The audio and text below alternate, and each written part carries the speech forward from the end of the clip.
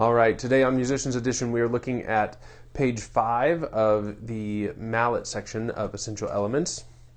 So we're going to start with number 8 here today. So as we look through number 8, again, like we have talked about in the other mallet videos, we want to make sure that we can locate the notes on the page and then transfer that to the keyboard, right?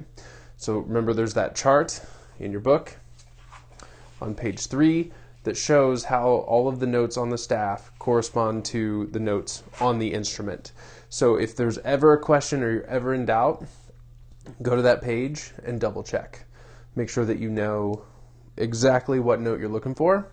Don't ever try to guess, because when you guess, you're just building bad habits, right? We want to make sure that we're always playing the note that we see correctly on the page and getting that ingrained in your playing as early on in your career as possible. Okay, so let's look through number 8 here. We see that we start with 4 quarter note C's, and then we move to D at the beginning of the next measure, and then we rest. During those rests, we're going to be looking ahead and finding the next group of notes. So as we're resting on beat 2, 3, and 4, then we're going to be looking ahead to F, finding F on the keyboard, and then being ready to play 4 quarter note Fs, and then down to E, and then rest for 3 beats before we repeat. As we're resting for those 3 beats, we're going to be looking ahead to the next note, which is at the beginning now, finding C, finding it on the keyboard. So every time that you have rests, you want to make sure that you're using that time to set yourself up for the next passage, okay? You have to definitely make sure that you keep the right amount of time, but then you also want to make sure that you position yourself over the correct keys so that you're ready to play once those rests are finished. All right, so let's try this here.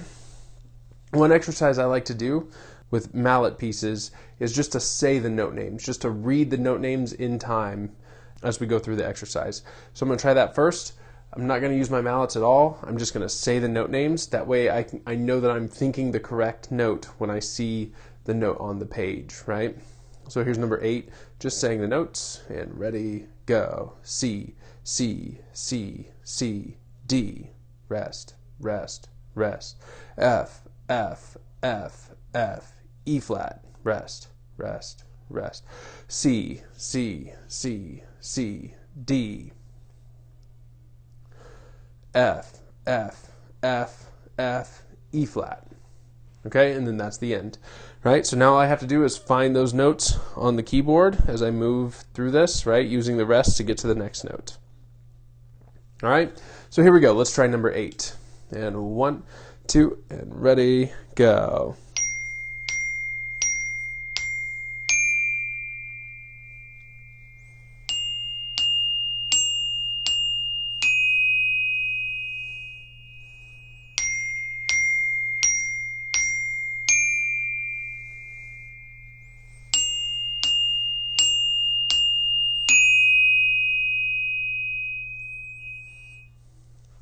Okay, and again, you can see that during the rests, I'm moving to the next set of notes, right? After I play D, I'm finding F with my hands so that I'm ready to play the next one while I'm counting the rests, all right? So once you feel really good about that one, let's move on to number 10, okay? We're going to use the same process here. We got a couple other things to talk about in this one, okay? But first, let's just say the note names, make sure that we know where all of those notes are on the keyboard, and then we'll get to some other things. So first, saying the note names in number 10, and ready, go. B flat, B flat, B flat, B flat, C. F, F, E flat, D. Back to the beginning, B flat, B flat, B flat, B flat, C. F, F, E flat, D. So now let's take a look at number 10 as some of the stickings and different things that we need to be thinking about. So you notice in number 8, and it even says it in the title, we're using alternate sticking, right? We're alternating our hands, right, left, right, left. In number 10, in the title, it says double sticking, right? So we're using 2 hands in a row before we play the other hand. So you can see in number 10 we have right, right, left, left, right. Okay? Those are both valid options. They're both useful, so you're going to want to practice, both of them. And you will if you just follow the sticking in number 8 and number 10. But part of the reason why we would use that double sticking is when we look at measure 3 of number 10. Right? So we have 2 Fs, 2 E flats, and then 1 D, right? So we can make things a little bit more accurate by playing both Fs with one hand, playing both E flats with the other hand, and then D with the right hand again, as opposed to playing an F with the right, an F with the left, E flat with the right, E flat with the left, and D with the right, right? That sticking works too, but sometimes using that double sticking will make things work out a little bit better for you on the instrument and will also help you be a little bit more accurate. Now, speaking of accuracy, we do want to make sure when we play these notes that we're always striking the bar in the middle, right? And not too far to either end of these keys, okay? So when I play in the middle of the bar, we get the whole thing to vibrate. Okay, if I play too far towards the front or too far towards the back, listen what happens.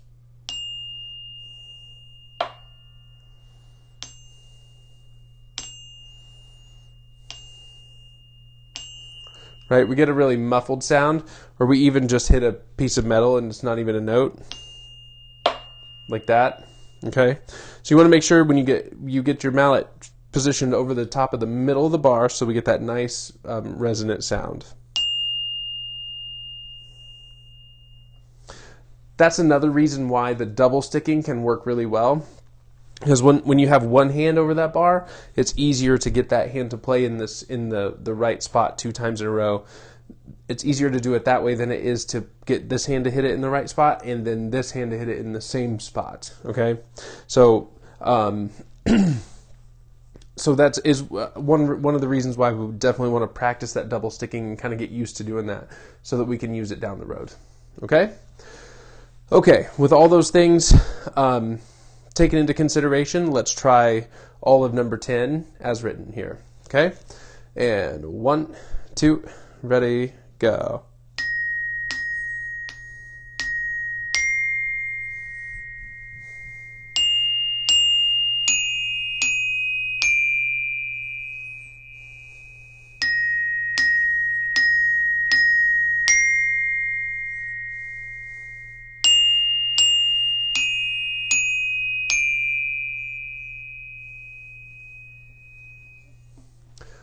And one more thing I did want to mention about the first 2 measures here is you see the first measure is just the same note all 4 times. So why wouldn't we just play that all with our right hand?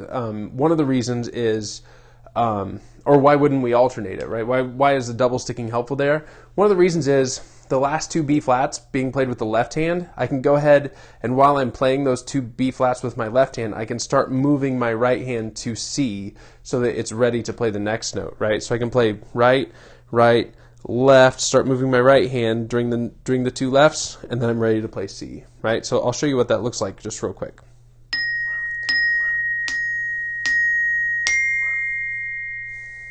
Okay? So that's something to think about. Just like we talked about moving your hands to the next notes during the rest, you can also be moving your hands to the next note while one of your hands is playing a previous note. Okay? So that's number 8 and number 10. So practice that. Use both of those stickings, right? Get really comfortable with them. Remember to always go through and say the note names first so that you feel really comfortable about what those notes are. Okay? You'll also notice these are the last 2 pieces in this book that have the note names written in the note heads, at least for a little while here. So get used to what those notes look like on the page, and then when I see you next time, we'll start looking at some pieces that don't have the notes printed in the note heads. All right? So happy practicing, and I'll see you next time.